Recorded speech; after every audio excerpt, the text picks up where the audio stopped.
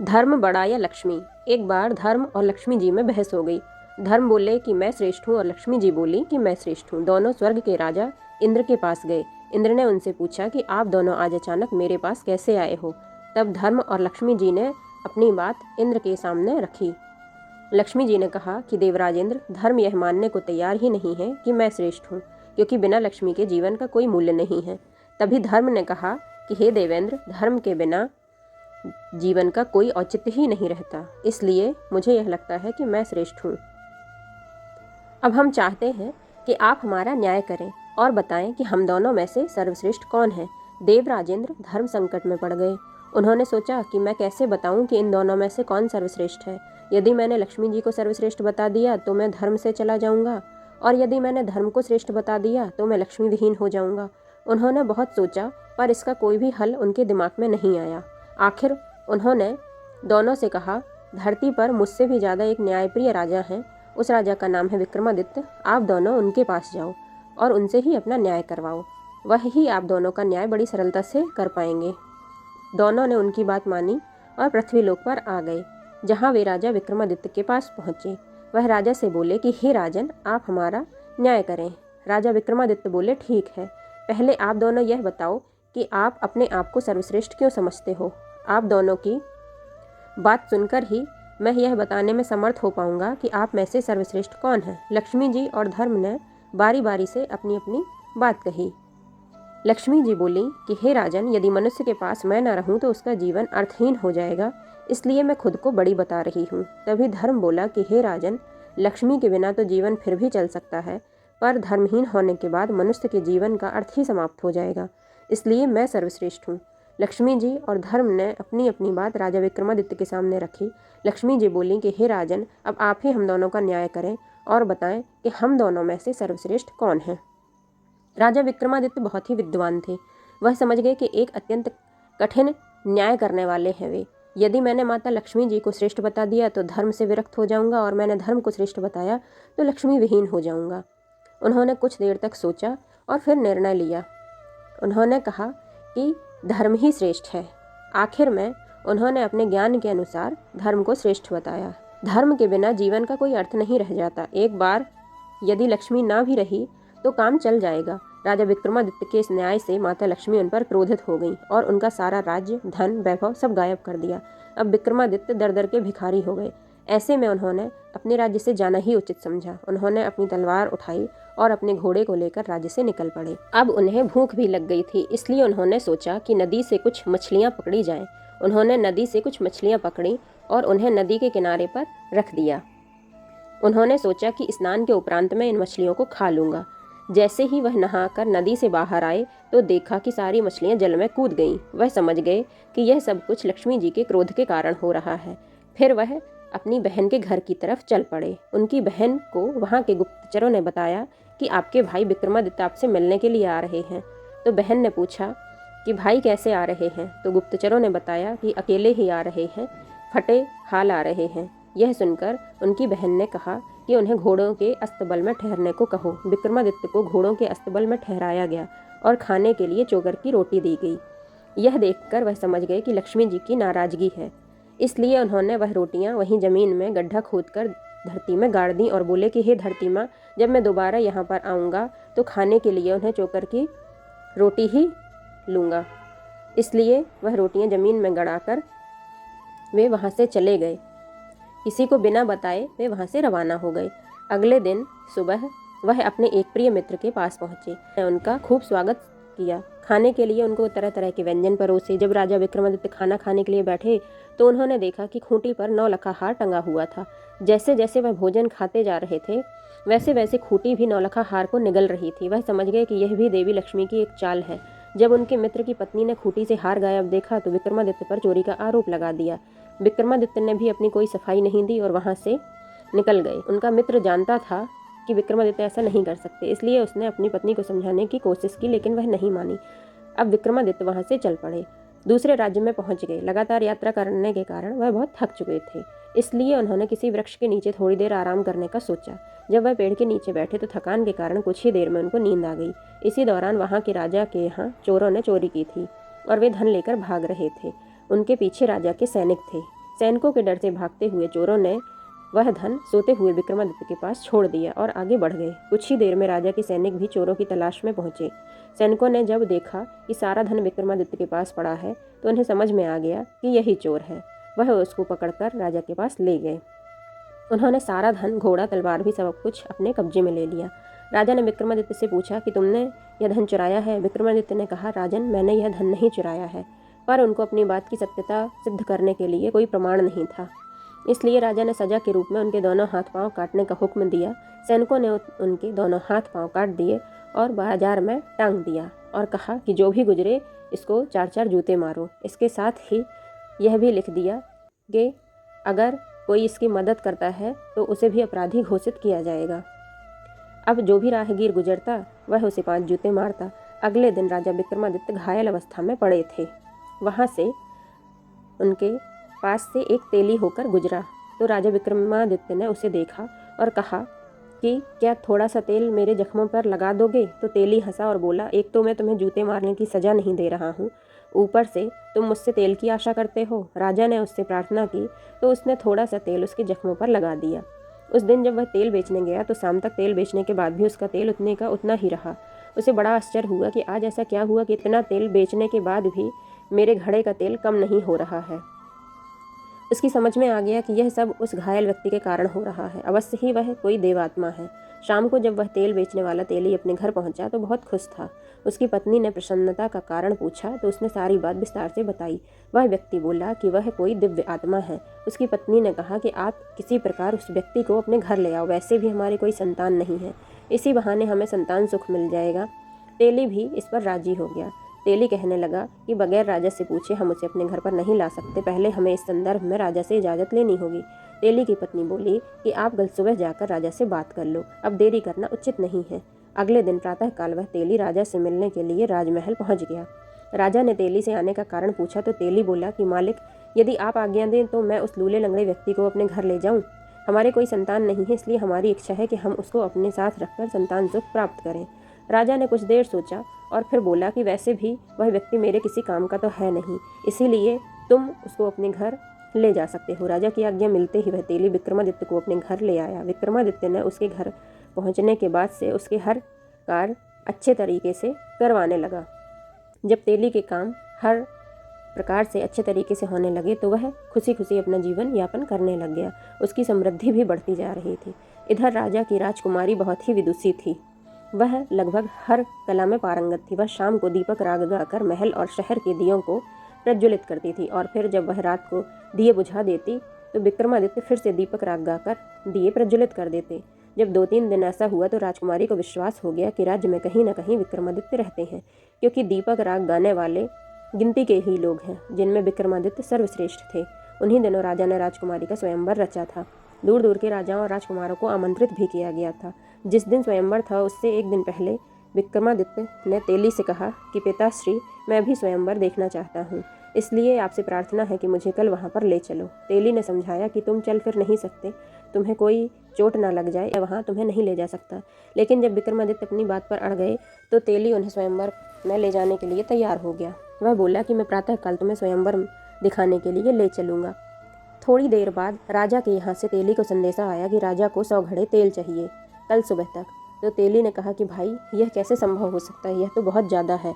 संदेश लाने वाले को तेली ने बोला, संदेशवाहक ने बोला, मैं कुछ नहीं जानता, राजा का यह आदेश है, आपको यह पूरा करना होगा, वरना आप सजा के लिए तैयार हो जाओ। तेली बहुत तनाव में आ गया। यह कार्य तो असंभव, वह बहुत दुखी था। तभी विक्रमादित्य ने पूछा कि पिताश्री, आप इतना चिंतित क्यों हो? तेली ने अपनी चिंता का कारण बताया तो विक्रमादित्य ने कहा कि आप चिंता मत करो, यह काम हो जाएगा। तेली ने कहा कि तुम कैसे करोगे? तो विक्रमादित्य ने कहा कि आप विश्राम करें, कल सुबह तक राजा को 100 घड़े तेल मिल जाएगा। राजा विक्रमादित्य 100 घड़े तेल लेकर निकल गए। उन्होंने राजा के व्यक्तियों को देखा तो आश्चर्य से भर गए। तेली और उसकी पत्नी को अपूर्ण विश्वास हो गया कि यह लड़का कोई देवता है, इसलिए अब कोई चिंता नहीं करनी चाहिए। अगले दिन तेली ने विक्रमादित्य को नहला धुलाकर नए वस्त्र पहना दिए, फिर उनको ले जाकर स्वयंवर में दूर बिठाल दिया। जब कुछ समय पश्चात राजा और राजकुमार आ गए तो राजकुमारी को वर के चुनाव के लिए भेजा गया। राजकुमारी उन वर में से विक्रमादित्य को तलाशना शुरू कर चुकी थी। उसे राजाओं में ऐसा कोई राजा नहीं दिखा जो विक्रमादित्य जैसा लगे। तभी उसकी नज़र दूर बैठे एक अपंग व्यक्ति पर पड़ गई। बस फिर क्या था, वह दौड़ कर गई माला लेकर और उसके पास जाने लगी। जब वो पास जा रही थी तभी वहाँ पर उपस्थित राजा, राजकुमार और लोग आश्चर्यचकित हो गए। वह भागते हुए गई और विक्रमादित्य के गले में उसने माला डाल दी। सबने सोचा आखिर राजकुमारी ने ऐसा क्यों किया। राजकुमारी के परिवार के लोगों ने कहा कि लगता है कि राजकुमारी की तबीयत ठीक नहीं है, इसलिए उससे यह गलती हो गई। सबने राजकुमारी को पंखा किया, जल पिलाया, फिर से वर के गले में डालने के लिए माला दी और सोचा कि राजकुमारी का स्वास्थ्य ठीक नहीं है, इसलिए वह ऐसा कर रही है। इतनी सुंदर राजकुमारी भला अपाहिज के गले में माला क्यों डालेगी। लोगों के सुझाव से राजकुमारी को दोबारा माला मिल गई, सही वर का चुनाव कर सके। राजकुमारी ने विक्रमादित्य के गले में ही माला डाली। राजकुमारी के इस व्यवहार से वहां आए राजा और राजकुमार क्रोधित हो गए। राजकुमारी के पिता से बोले कि यदि आपकी पुत्री को एक अपाहिज से ही विवाह करना था तो हम सबको आपने निमंत्रण क्यों भेजा। राजा भी बहुत शर्मिंदा हुए, पर वे क्या करते, सामाजिक रीतियों का पालन करना था, इसलिए उन्होंने राजकुमारी का विवाह उस अपाहिज के साथ करवा दिया और राजमहल से विदा कर दिया। राजकुमारी राजा विक्रमादित्य के साथ उस तेली के यहाँ आकर रहने लगी। तेली और उसकी पत्नी इस बात से चिंतित थे कि राजकुमारी आखिर उनके साथ कैसे रह पाएगी, पर राजकुमारी ने उनकी चिंता को निरर्थक साबित कर दिया। वह उनके साथ सहजता से रहने लगी। एक दिन विक्रमादित्य ने राजकुमारी से कहा कि आज उनका हिरण का मांस खाने का मन हो रहा है, अतः वह जाकर अपने भाइयों से ताज़ा शिकार किए किसी हिरण का मांस लेकर आए। राजकुमारी का मन नहीं था, फिर भी वह अपने भाइयों से कुछ भी मांगने के लिए चली गई। इसलिए मन हार कर भाइयों के पास जब पहुंची तब भाभी ने उसके आने का कारण पूछा तो उन्हें सब कुछ बताकर उसने कहा कि मुझे भाभी हिरण का मांस चाहिए, मेरी पति को उसका मांस खाने की इच्छा है। तब विक्रमादित्य की इच्छा सुनते ही भाभियों ने कहा कि इसीलिए कहा था किसी अच्छे व्यक्ति से विवाह करो, और अगर उसे इतना ही शौक है तो खुद जाकर हिरण का शिकार क्यों नहीं करता। राजकुमारी उनकी जली कटी बातें सुनकर वापस आ गई। उनकी सारी बातें विक्रमादित्य को आकर बताईं। विक्रमादित्य ने कहा कि कोई बात नहीं, तुम उनसे मेरी तलवार और मेरा घोड़ा मांग लाओ। राजकुमारी जब वापस जाने लगी तो विक्रमादित्य को कुछ याद आया और राजकुमारी को अपना रुमाल देते हुए कहा कि मेरी तलवार और घोड़ा कोई दिक्कत करें तो यह रुमाल दिखा देना, वह चुपचाप आ जाएंगे। जब राजकुमारी वापस महल पहुंची तो उसकी भाभियों ने फिर उसका मजाक बनाया। इस बार राजकुमारी ने कहा कि मैं यहाँ हिरण का मांस लेने नहीं आई हूँ, मैं उनका घोड़ा और उनकी तलवार लेने आई हूँ। तलवार और घोड़े ने भी वहाँ आतंक मचा रखा था, कोई उनके करीब नहीं जा पा रहा था। तब राजकुमारी ने उनकी मांग की तो भाभियों ने सोचा कि अच्छा है, यह उनका शिकार बन जाए और यहाँ से चली जाए, हमें क्या करना है। उन्होंने दोनों को ले जाकर दे दिया। राजकुमारी जब उन्हें लेने गई तो वह घोड़ा बहुत तेज से चिल्लाने लग गया और तलवार भी उसकी ओर भागने लगी। तभी राजकुमारी को रुमाल का याद आया और उसे दिखाया। तब दोनों ही शांत हो गए और वह उन्हें लेकर तुरंत ही विक्रमादित्य के पास पहुंच गई। राजकुमारी जब विक्रमादित्य के पास पहुंची तो उसने विक्रमादित्य को ले जाकर वह सामान दिया। विक्रमादित्य जंगल की ओर शिकार के लिए जाने लगा। राजकुमारी ने कहा, आप घोड़े की सवारी कैसे कर पाएंगे। राजकुमारी ने तेली की मदद से विक्रमादित्य को घोड़े पर बिठाल दिया, पर बिना किसी के पकड़ के वो स्वयं बैठ नहीं पा रहे थे। राजकुमारी को यह देखकर बहुत दुख हुआ, उसकी आंखों में पानी भर आया। उसने आंखों के आंसुओं को छुपाने के लिए घोड़े की सवारी करने का निर्णय लिया, परंतु विक्रमादित्य ने मना कर दिया और वह दूर जाकर खड़ी हो गई। विक्रमादित्य उसे बिना देखे ही घूमकर आगे बढ़ गए। उसकी आंखों में यह जिज्ञासा भर आई थी कि आखिर यह सब कैसे होगा और विक्रमादित्य का क्या होगा। विक्रमादित्य ने आश्वासन दिए बिना शिकार पर जाना उचित समझा। विक्रमादित्य जंगल में पहुंचकर जो भी शिकार किया उसके कान और पूंछ काट कर ले आए। शिकार को वहीं छोड़ दिया। उसी समय राजकुमारी के भाई भी शिकार पर गए हुए थे। उन्होंने जंगल में ताज़ा शिकार देखा तो उनके मन में लालच आ गया।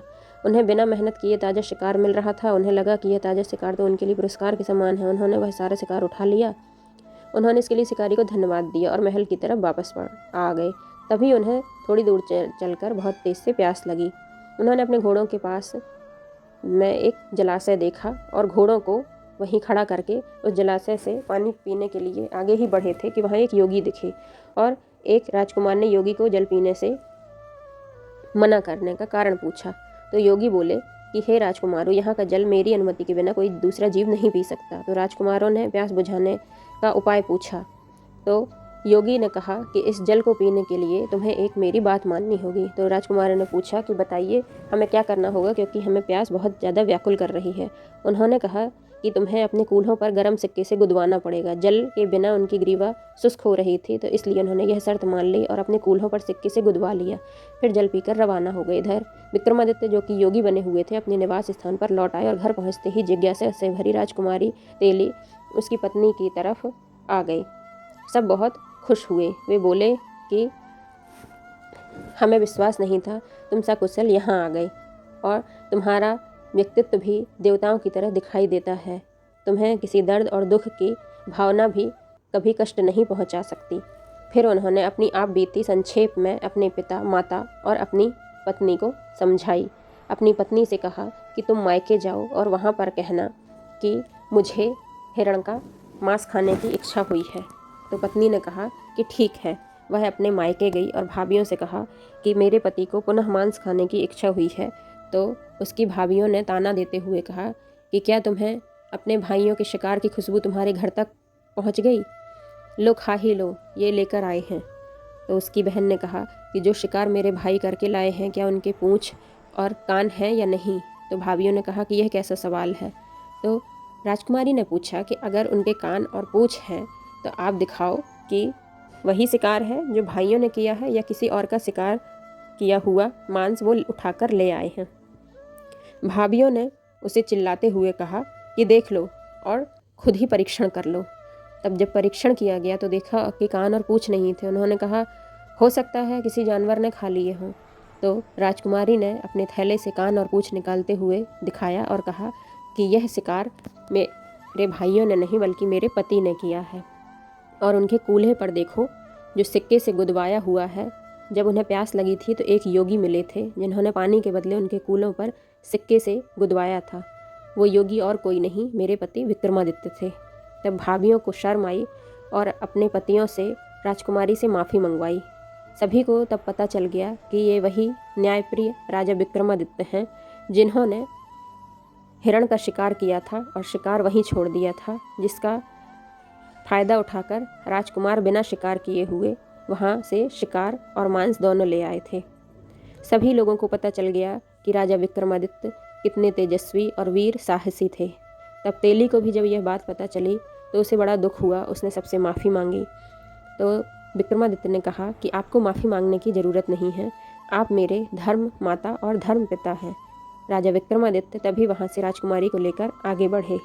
उन्हें आगे चलकर अपने मित्र का घर मिला, जहाँ वे दोबारा गए और वहाँ पर उनके मित्र ने खूब स्वागत सत्कार किया, पुनः खाने के लिए भोजन दिया। जैसे उन्होंने भोजन शुरू किया वैसे वह हार खूंटी पर से वापस आना शुरू हो गया। जैसे जैसे वह खाना खा रहे थे 9 लखा हार वापस आने लग गया। तो उनकी पत्नी को बहुत दुख हुआ और कहा कि आपसे मैं माफ़ी मांगती हूँ। मेरे पति ने मुझे बहुत समझाया था राजन, परंतु मैंने आप पर चोरी का आरोप लगाया था। उन्होंने कहा कोई बात नहीं, यह मेरे ही कर्मों का फल है। और वह वहाँ से आगे चल दिए। आगे चलकर उन्हें अपनी बहन का घर मिला।